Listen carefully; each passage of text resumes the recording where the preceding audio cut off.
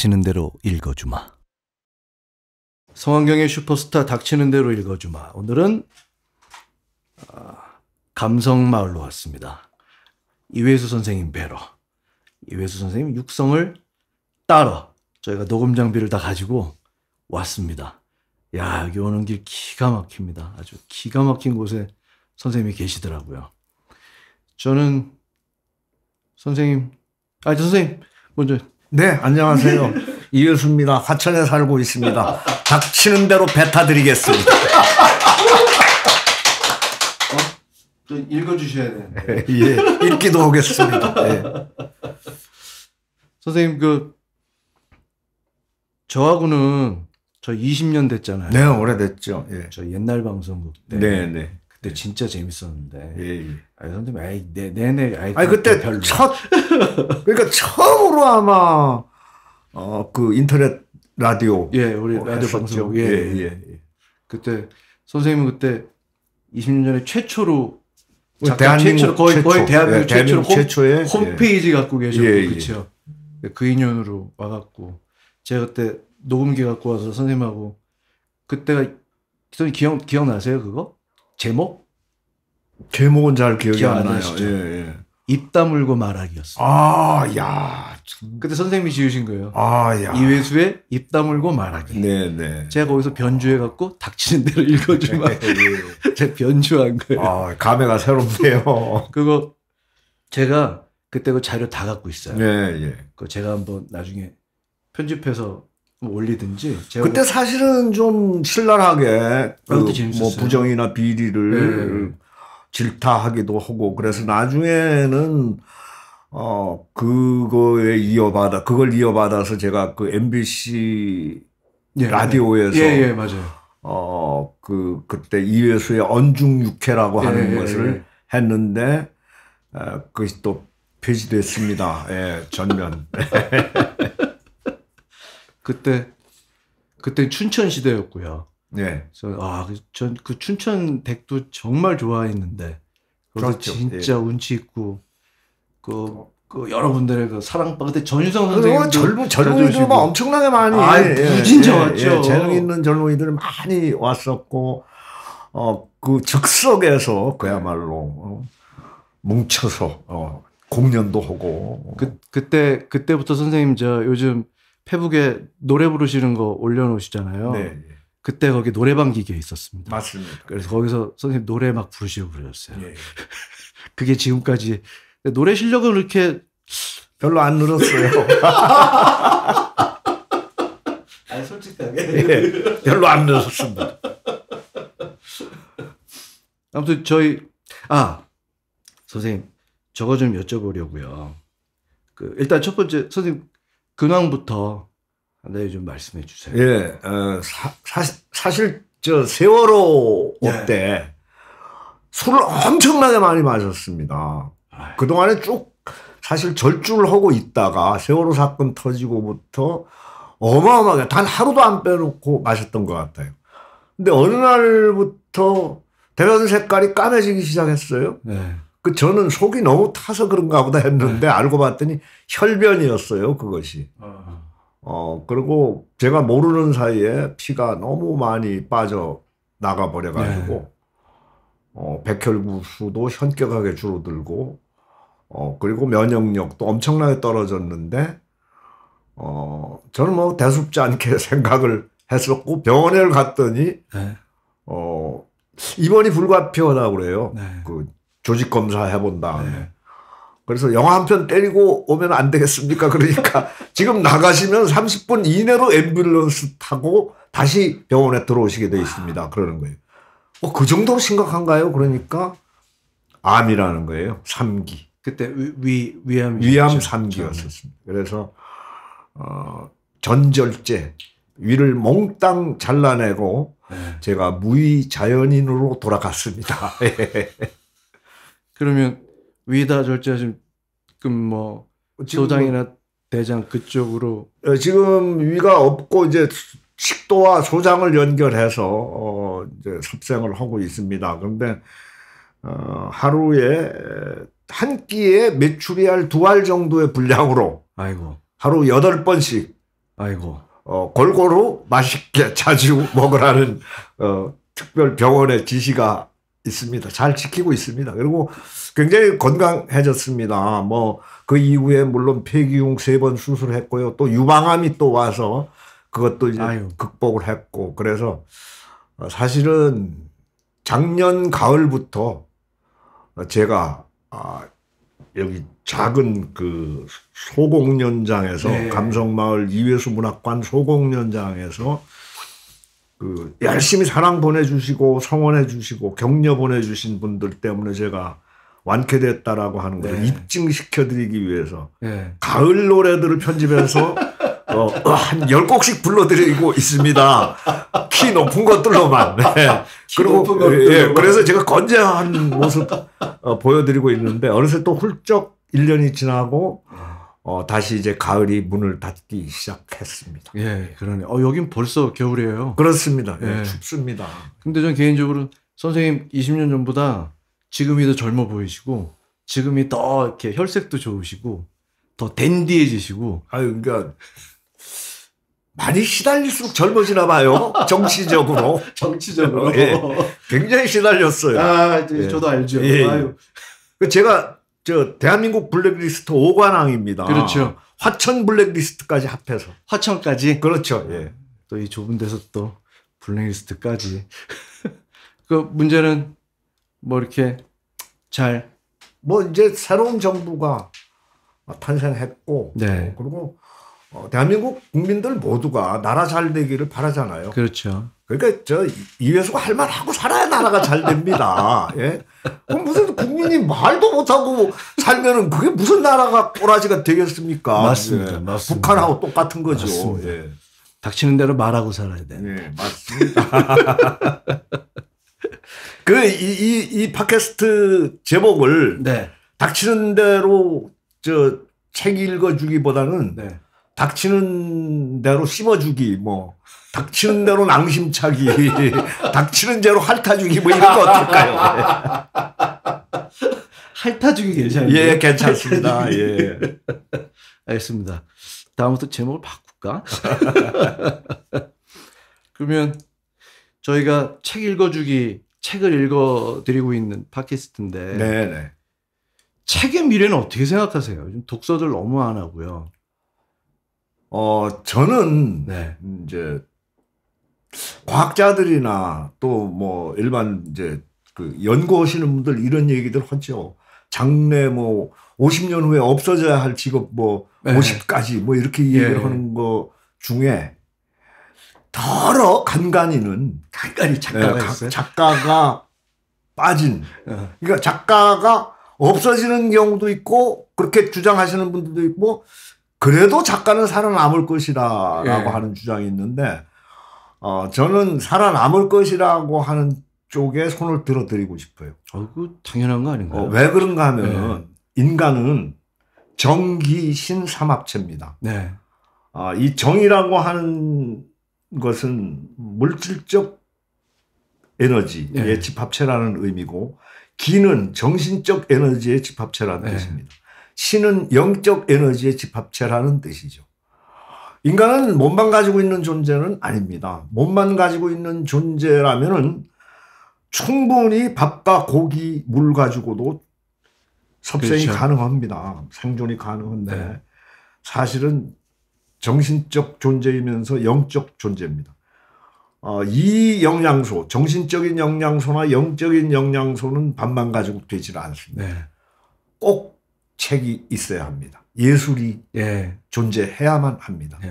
그래서 로마 말기 때는 말초적으로 살았어요. 젊은이들이 25살이 평균 연령입니다. 그렇죠. 25살만 되면 다 죽었는데 비만 후유증, 당뇨라든가 또 고혈압 등으로 죽었는데 사실은 그때는 열심히 먹기만 했어요. 그리고 오로지 뭐 섹스와 쾌락 이것만을 즐겼습니다. 그리고 평균 연령 25세 일찍 젊은이들이 죽기 시작하면서 로마도 멸망하고 말았습니다. 우리가 점점 그걸 닮아가는 것 같은 불안감이 있기는 한데요. 네. 그래도 이회수가 있어서 걱정 없습니다. 이회수의 책을 많이 읽어주십시오. 예. 이거 소위 말하는 깨알 깔때기인데. 아니, 지금 요즘 제가 선생님 책 읽고 있는데, 예. 이건 뭐, 나중에, 지금 완전 변태 읽고 있거든요. 네네. 시간과 공간이 정지하는 방은 한번 읽었고요. 네네. 완전 변태에서, 좀 이따가 8호 선생님이 연기해 주셔야 돼요. 네. 8호의 그 노인역. 8호 진짜 재밌게 읽었거든요. 제가요. 예, 예. 근데 8호에 얽힌 얘기, 쓰시게 된 계기 뭐 이런 거. 네. 예.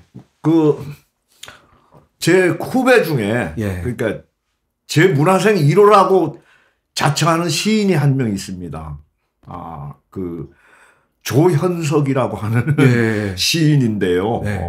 경향신문 신춘문예 출신입니다. 그런데 소설 문학을 운영하고 있었어요. 그런 문학 잡지. 예. 그래서 어려움을 예. 겪고 폐간 위기에 처해 있을 예. 때 없어지기 전에 한 작품 제가 꼭 써주고 싶었어요. 예. 그래서 일부러 사실은 시작했던 소설입니다. 그래서 예. 8호라고 하는 제목.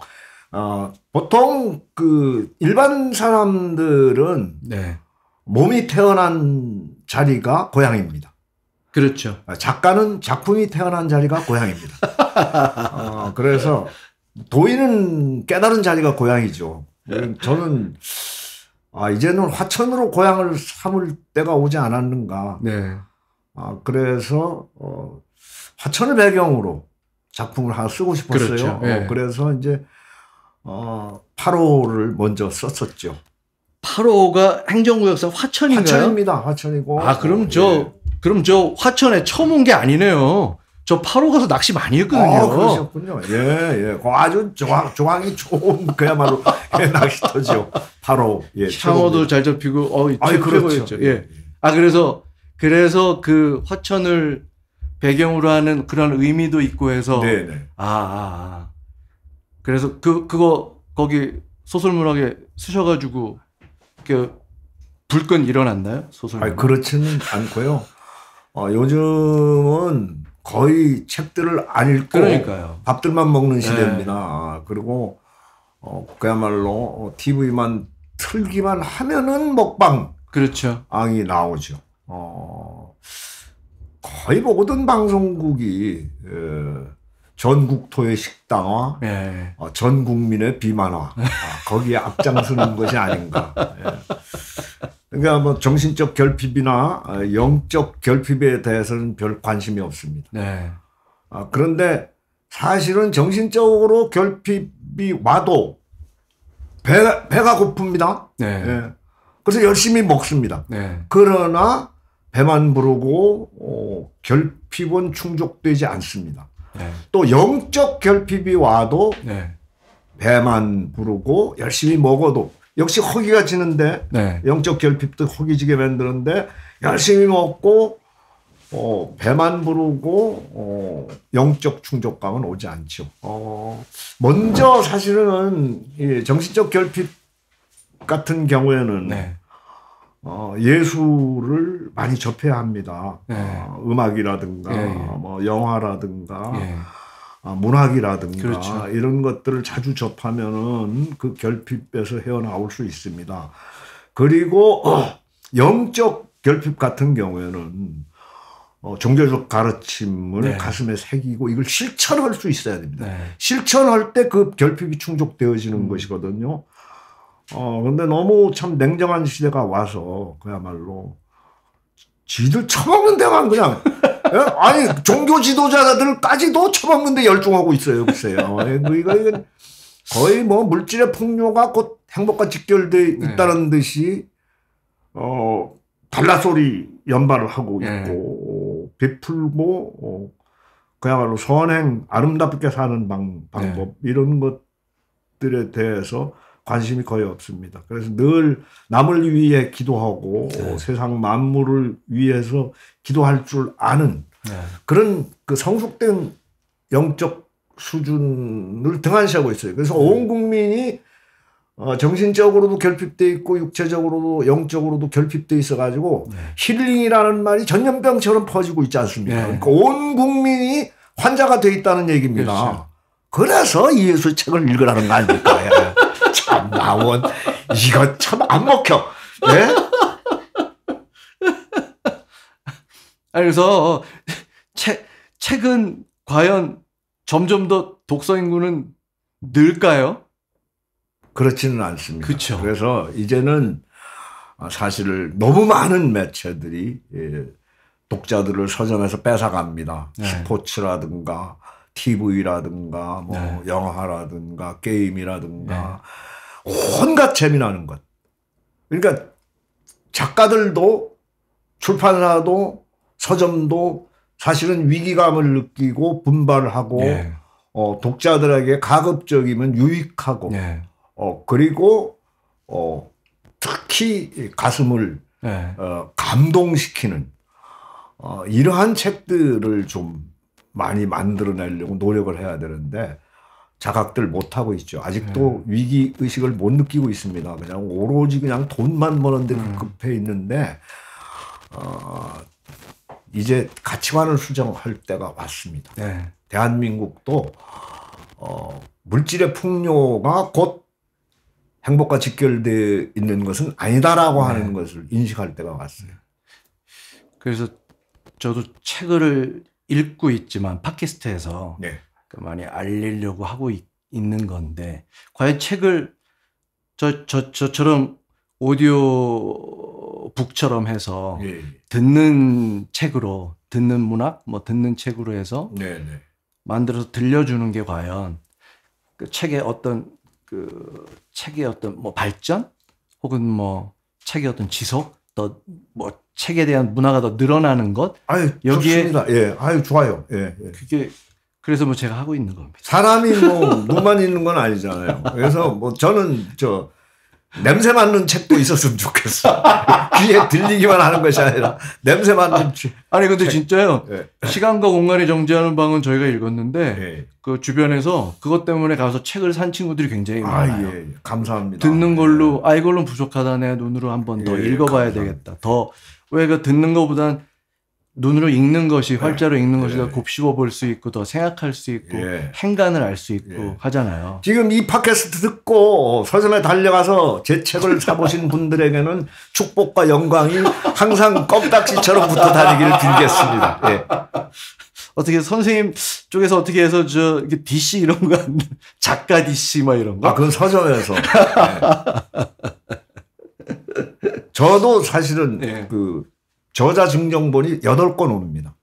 아, 진짜요? 딱 8권 항상 그 모든 출판사 공통된 거거든요. 아, 진짜요? 작가 증정본 8권 딱 오는데, 그 여기 문학관에 비치하고 뭐 이렇게 또 제 보관용으로 몇 권 가지고 있고 이러면은, 거의 저도 사보야 됩니다. 그러니까 지금. 선생님 요 말씀은 그 오시는 그 지인들이 책을 달라. 이런 얘기를 하지 말아라. 이렇게 들리는데요? 나도 없다. 달라 그러면 드리긴 하죠. 물론 돈 받고. 돈 받고. 사인까지 해서.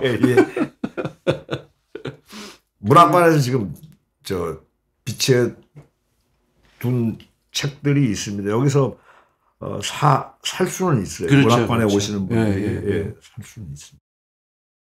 8호가 이게 그때 물 얘기들 나오는 거 다 그때 세월호 때 다 그때 그랬잖아요. 그렇죠.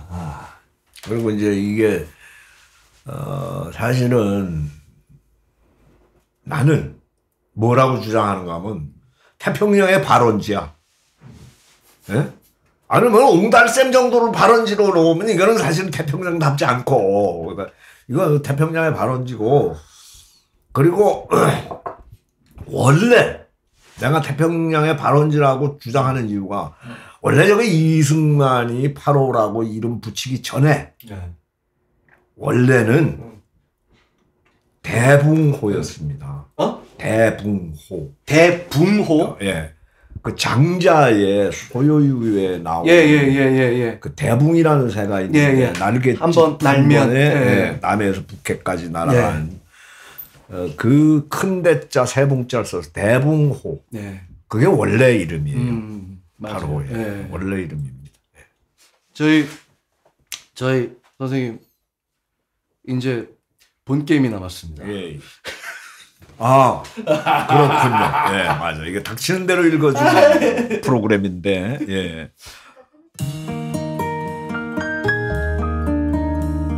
성완경의 슈퍼스타.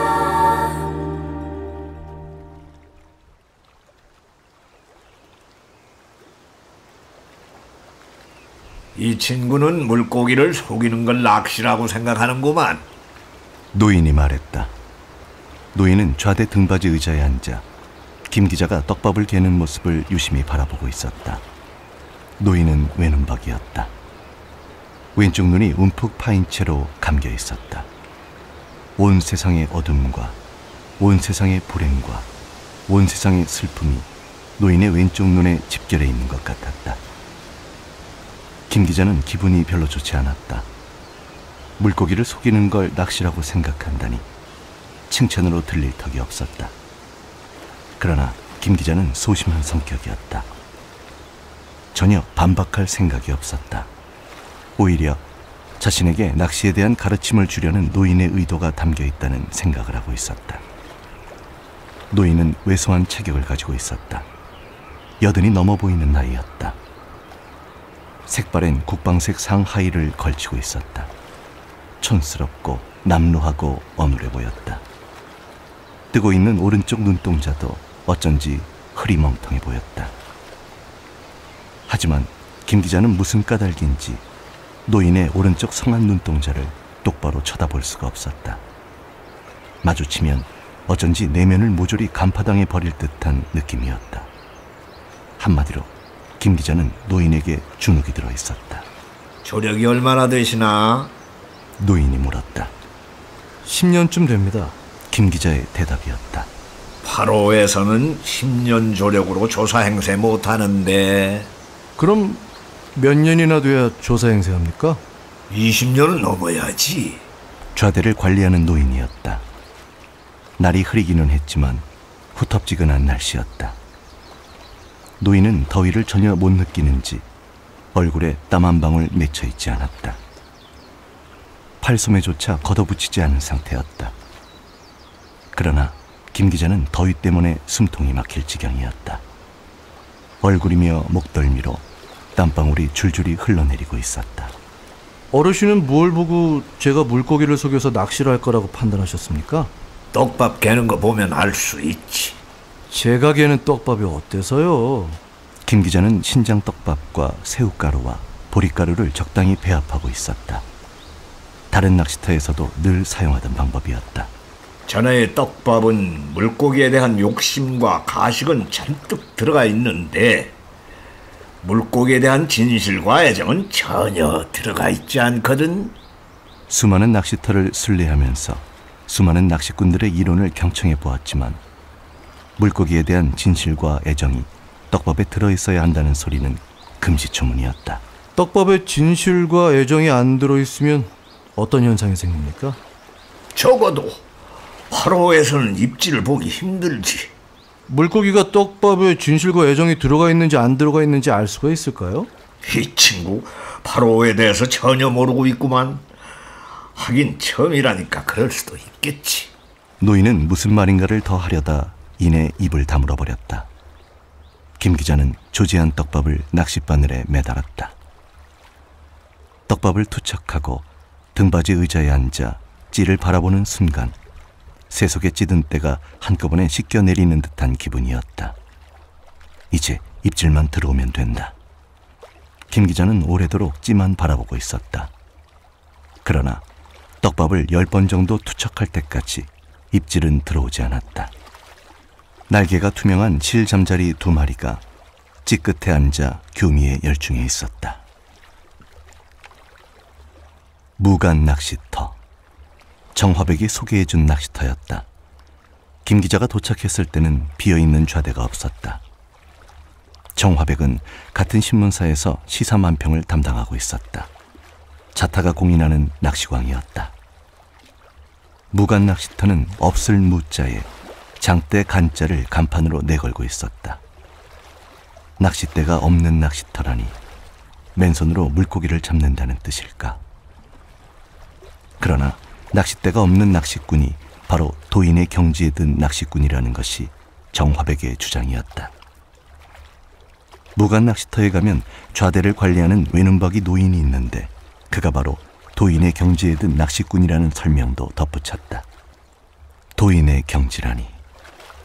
김 기자는 정화백에게 그 말을 듣는 순간부터 만나본 적도 없는 노인에게 이미 주눅이 들어버렸는지도 모른다.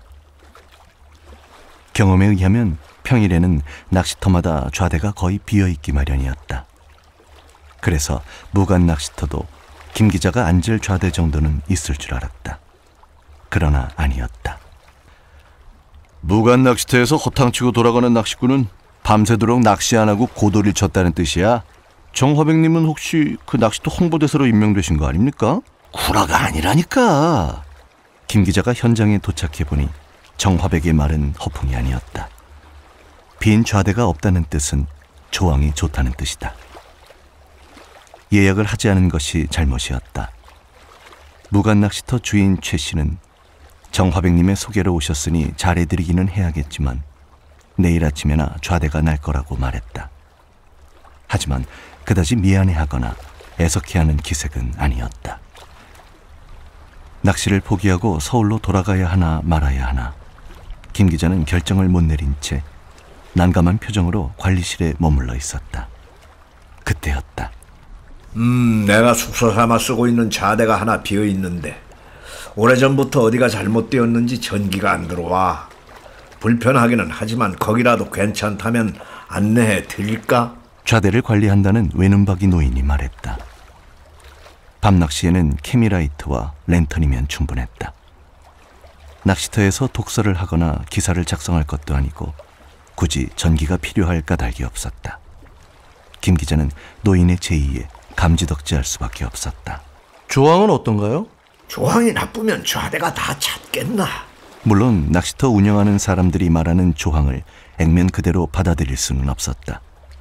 손님을 끌기 위해 어느 정도는 과장을 하는 것이 통례였다. 그래도 8호까지 와서 낚싯대 한번 펴보지 못하고 그냥 돌아갈 수는 없었다. 다른 낚시터를 물색해 보기에는 시간과 정보가 턱없이 부족했다. 김 기자는 노인과 함께 최 씨가 운전하는 보트를 타고 노인이 숙소로 쓰고 있다는 좌대로 와서 채비를 풀었다. 낚싯대를 펴기 전 준비해온 라면을 끓였다. 물론 노인을 생각해서 2개를 끓였는데 노인은 속이 불편하다는 이유로 극구 사양했다. 그래서 김 기자 혼자서 2개를 다 먹는 수밖에 없었다. 8호에는 여기저기 좌대가 설치된 수상가옥들이 떠 있었고 낚시꾼들이 의자에 앉아 골똘히 찌를 노려보고 있었다. 하지만 저교했다. 김 기자는 입질이 활발한 시간이 아닌 모양이라고 생각했다. 댐 낚시가 대개 그랬다. 해가 져야 제대로 입질을 볼 수 있었다. 8호가 처음이라니 그동안 주로 어디서 낚시를 했어? 노인은 좌대에 설치되어 있는 등받이 의자 하나를 차지하고 앉아 김 기자가 떡밥을 조지하는 모습을 물끄러미 바라보고 있었다. 8호만 제외하고 거의 이름난 낚시터는 다 다녀봤어요. 김 기자의 대답이었다. 8호는 왜 제외했나? 군대 생활을 화천에서 했기 때문에 화천은 생각하고 싶지도 않았거든요. 낚시꾼이 8호 제외하고 낚시터를 돌아다녔다는 건 매운탕 장사꾼이 물고기를 안 넣고 매운탕을 끓였다는 소리하고 똑같아. 김 기자는 화천 15사단에서 말단 포병으로 군대 생활을 한 경력을 가지고 있었다. 즐거운 기억이라고는 단 한 가지도 없었기 때문에 김 기자 역시 다른 예비역들처럼 화천 쪽으로는 오줌도 한번 누워본 적이 없었다. 겨울에는 어쩌자고 그토록 눈이 많이 쏟아졌는지 왜 지명이 설천이 아니고 화천인지 의심스러울 정도였다. 지겹고도 지겹게 쏟아져 내렸다. 밤낮을 가리지 않았다. 깨어있을 때도 쏟아졌고 잠들어 있을 때도 쏟아졌다. 민족의 수건이 제설 작업이 아닐까 의심했을 정도였다. 당시 영내를 떠돌아다니던 난센스 퀴즈가 있었다. 내무반에서 쉬고 있을 때 창밖을 바라보던 선임이 눈 온다라고 말했습니다. 를 두 음절로 줄이면 이라는 퀴즈였다. 정답은 C8이었다.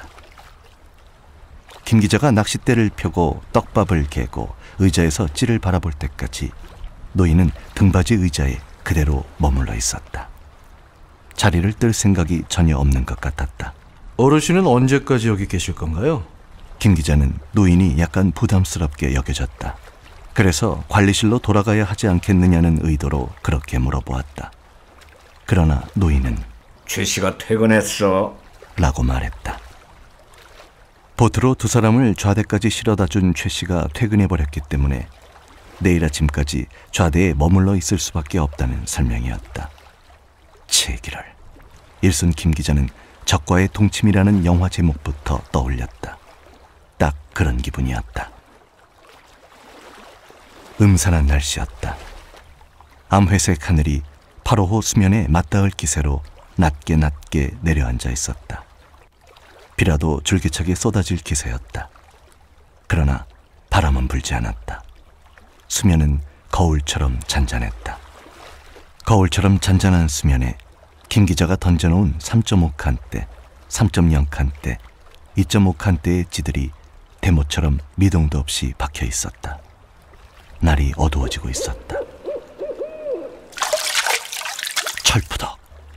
10여 미터 떨어진 거리에서 잉어 한 마리가 힘차게 솟구쳐 올랐다 떨어지는 소리. 두 잔은 좋게 넘어 보이는 치수였다. 잉어가 떨어진 자리에서 물결이 사방으로 퍼져나가고 있었다. 그 물결 때문에 찌가 조금씩 흔들렸다. 수면에 거꾸로 잠겨있던 산 그림자도 조금씩 흔들렸다. 그러다 이내 수면은 잠잠해졌다.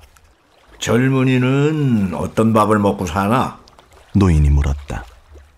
처음 질문을 던졌을 때 김 기자는 무슨 뜻인지 헤아리지 못했다. 그래서 무슨 뜻이냐고 되물었다. 그러자 노인이 사무실 밥을 먹고 사는지 노가다 밥을 먹고 사는지 장사꾼 밥을 먹고 사는지를 묻는 거라고 대답했다. 그제서야 김 기자는 노인이 직업을 묻고 있다는 사실을 알아차렸다. 김 기자는 글밥을 먹고 산다고 대답했다. 글밥. 김 기자의 입에서 그 두 음절의 낱말이 튀어나오자 노인의 태도는 돌변했다. 이런, 작가님이셨구만요. 존댓말을 썼을 뿐만 아니라 머리까지 주걱거릴 정도였다. 그러나 김 기자는 소심한 성격을 가지고 있었다. 지체하지 않고 신문기자입니다 라고 실토해버리고 말았다. 그러자 노인의 어투는 즉시 반말조로 교체되었다. 아, 기자구만. 작가에게는 존경심을 가질 수 있지만 기자에게는 전혀 존경심을 가질 수 없다는 심경을 노골적으로 드러내는 분위기였다. 어르신은 작가라는 직업을 숭배하시나 봐요? 꿈만 든 시절에는 두보를 꿈꾸기도 했었지. 기자는 어떻게 생각하세요? 솔직하게 말할까? 그러세요. 요즘 제고실 못하는 기자들이 많아서 좋게 보지는 않는 편이야. 거리낌 없는 말투였다. 김 기자는 반박하고 싶었으나 오히려 역효과를 초래할 것 같아 반박을 포기해버렸다. 전혀 근거 없는 소리도 아니었다. 어르신은 어떤 밥을 먹고 사세요? 나야 보시다시피 좌대밥을 먹고 살지. 보람이 있으신가요? 조롱받을 짓은 아니라고 생각하네. 자격지심일까?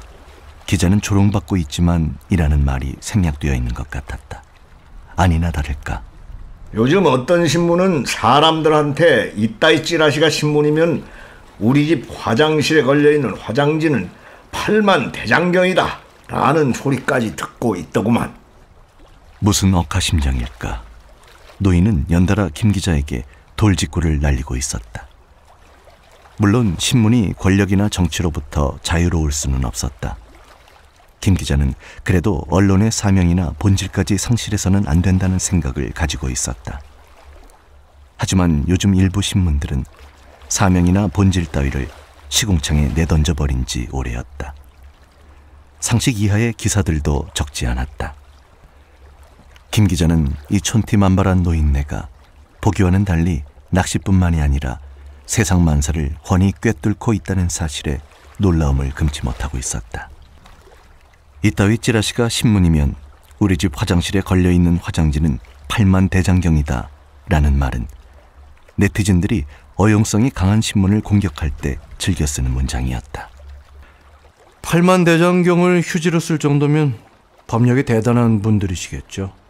하지만 그런 말을 하는 족속들도 시정잡배에 불과하지 않겠느냐는 뜻으로 김 기자가 던진 말이었다.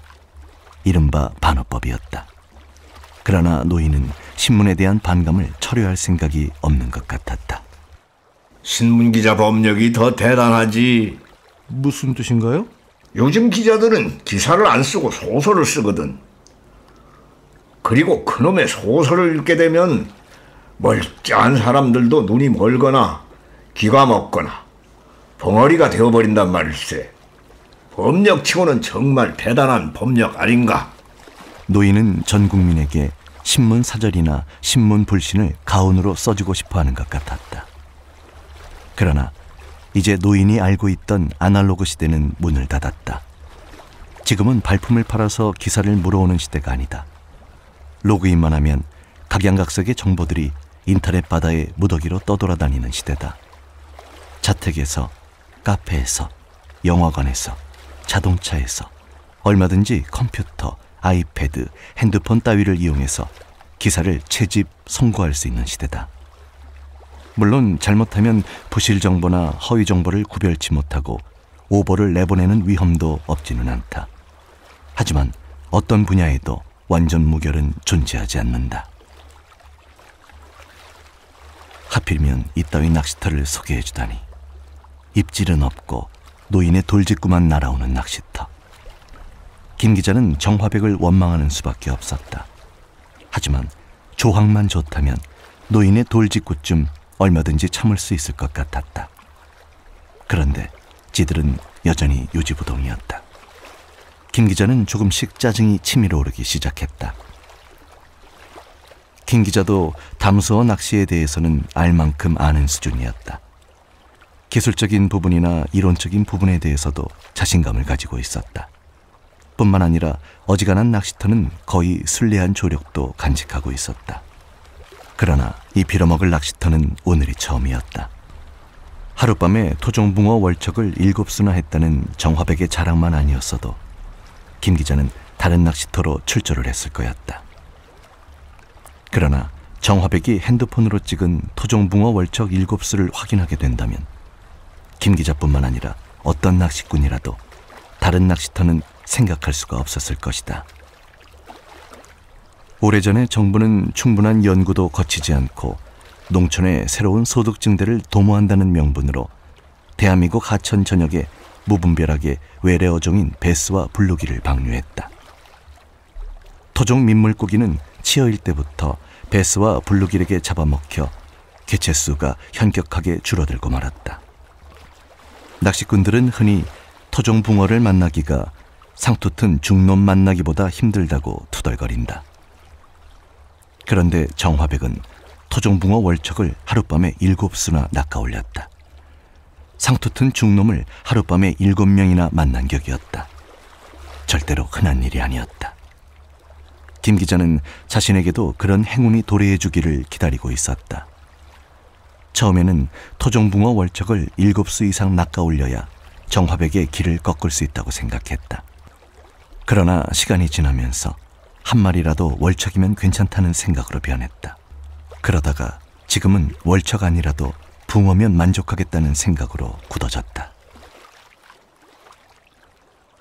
입질이다. 돌연 김 기자의 눈에 찌의 움직임이 포착되었다. 2.5칸, 제일 짧은 데였다. 김 기자의 세포들이 일제히 긴장했다. 김 기자의 손은 반사적으로 낚싯대 손잡이를 잡아챌 준비를 하고 있었다.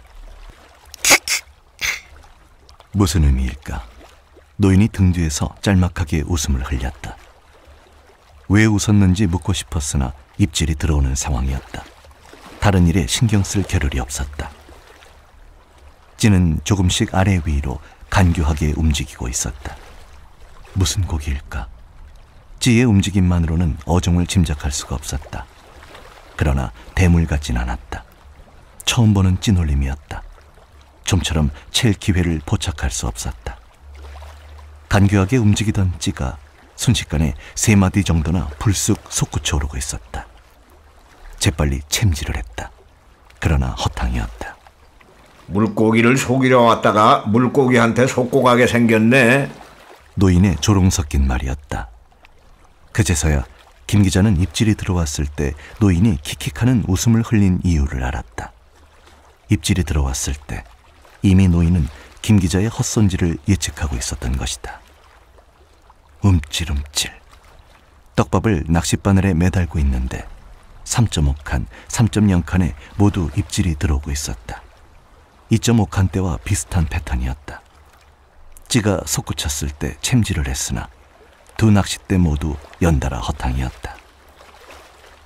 이제 8호호는 서서히 어둠에 잠식되고 있었다. 더위도 한결 기세를 죽이고 있었다. 김 기자는 전자케미를 찌 끝에 부착했다. 여전히 똑같은 입질이 계속되고 있었다. 그러나 몇 번이나 챔질을 했지만 허탕만 연발했다. 뭐죠? 김 기자가 노인에게 물었다. 낚시꾼이면 물어볼 거 없이 잡아내야지. 피람인가요? 아니야. 김 기자는 납자루일지도 모른다는 생각을 했다. 춘천호나 의암호에서 낚시를 하면 자주 납자루가 붙는다. 떡밥을 던지기가 바쁘게 때를 찌어 달라붙는다. 주둥이가 바늘보다 작아서 아무리 챔질을 해도 제대로 낚이는 경우가 드문 물고기다. 어쩌다 바늘이 옆구리에 걸려 나오는 수도 있다. 한번 붙었다 하면 좀처럼 물러가지 않는다. 그래서 경험 많은 낚시꾼들은 일단 납자루가 붙었다는 사실을 알면 미련 없이 자리를 떠버린다. 납자루 아닌가요? 아니야. 그럼 뭔가요? 잡아내면 가르쳐 주지. 잡아내면요, 저도 알죠. 민물고기 이름 다 알고 있나? 그렇진 않아요. 서양호나 의암호 같은 인공떼모에서 흔히 만날 수 있는 물고기는 종류가 그리 많은 편이 아니었다. 어지간한 물고기는 김 기자도 거의 다 이름을 알고 있었다. 피라미, 납자루, 중고기, 마자, 누치, 모래무지, 참붕어, 동자개, 장어, 메기, 꺽지, 끄리, 쏘가리, 가물치, 붕어, 잉어, 떡붕어, 베스, 블루길. 김 기자가 이름을 열거할 때마다 노인은 고개를 가로저어 보였다. 지금 입질하고 있는 물고기는 아니라는 것이다. 교활한 입질로 보건대 잔챙이들이 분명했다. 피라미 이상의 체형을 가진 물고기는 아닐 것이다. 하지만 잡아내야만 속이 시원할 것 같았다. 농간을 당하기를 여러 번 김 기자는 조금씩 부하가 치밀어 오르기 시작했다. 망할 놈의 물고기들. 어떻게 생겨 처먹었는지 얼굴이나 한번 보자. 김 기자는 마침내 낚싯바늘을 교체하기로 마음먹었다. 붕어 바늘에서 피라미 바늘로 교체하고 떡밥도 녹두알 만한 크기로 매달았다. 물론 세 대의 바늘을 모두 교체할 필요는 없었다. 제일 먼저 입질이 들어왔던 2.5칸대만 교체했다. 녹두알 만한 떡밥이 매달린 2.5칸대를 던졌다. 찌가 가라앉기가 바쁘게 요란한 입질이 들어왔다. 김 기자는 용이 주도하기에 챔질할 기회를 엿보고 있었다. 이윽고 찌가 2마디 정도 치솟아 오르고 있었다. 이때다. 마침내 김 기자는 챔질에 성공했다. 파르르. 어처구니 없을 정도로 작은 물고기였다. 뭐지? 처음 보는 물고기였다. 멸치 이상도 이하도 아닌 크기였다.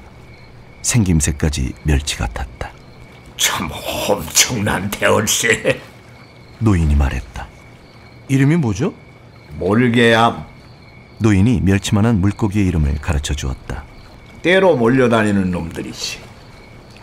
아마 지금쯤 이 좌대 주변을 완전히 장악해버렸을 걸세. 크기는 멸치만 해도 잉어과 이공어목에 속하는 물고기지. 세력권을 형성하고 있다가 다른 물고기가 침범하면 떼로 몰려들어 공격하기 때문에 체형이 큰 잉어나 루치도 도망쳐버리고 만다네. 던지자마자 입질이었다. 그러나 챔질을 해도 잘 낚이지 않는 물고기였다.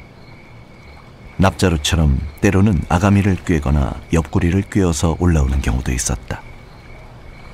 대개의 밤이 되면 피라미나 납자루 같은 잔챙이들이 물러가기 마련이었다. 그러나 몰개는 쉽게 물러갈 태세가 아니었다. 김 기자는 상당히 오랫동안 몰개에게 시달리고 있었다. 어찌나 헛손질을 자주 했는지 팔에 통증이 느껴질 정도였다. 몰개떼들이 이제야 퇴각하는구만. 노인이 말했다. 정말 신기한 일이었다. 노인의 말이 끝나기가 무섭게 몰개의 입질이 딱 끊어져 버리고 말았다. 다시 정적이 밀려들기 시작했다.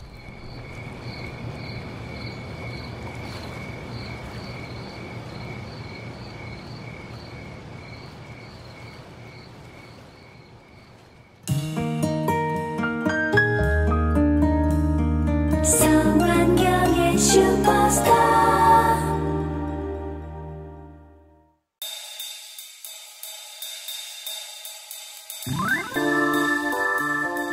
네. 이회수 선생님의 성우 연기 도전 어떻게 들으셨나요? 오늘 이 시간은 완전 변태 중에서 8호호라는 소설을 반만 읽어드렸습니다. 나머지 반은 다음 시간에. 저희 이번 시간은 이회수 선생님과 저와의 인터뷰라고 하긴 좀 뭐하고 했던 잡담, 환담 이것이 주니까요. 다음 시간 기대해 주시고요. 저도 기대가 조금은 됩니다. 이회수 선생님의 250만 트위터 팔로우들이 저희 팟캐스트에 과연 찾아와 줄지 저도 기대해 보겠습니다. 자, 지금까지 음악 효과 그 외 많은 것 장미라 박청춘이었고요. 그리고 우리의 타이틀곡 가수 김문선, 그리고 지금 흐르고 있는 이 음악 그 외에 또 많은 음악 박병기, 그리고 저는 성환경이었습니다. 다음에 뵙죠.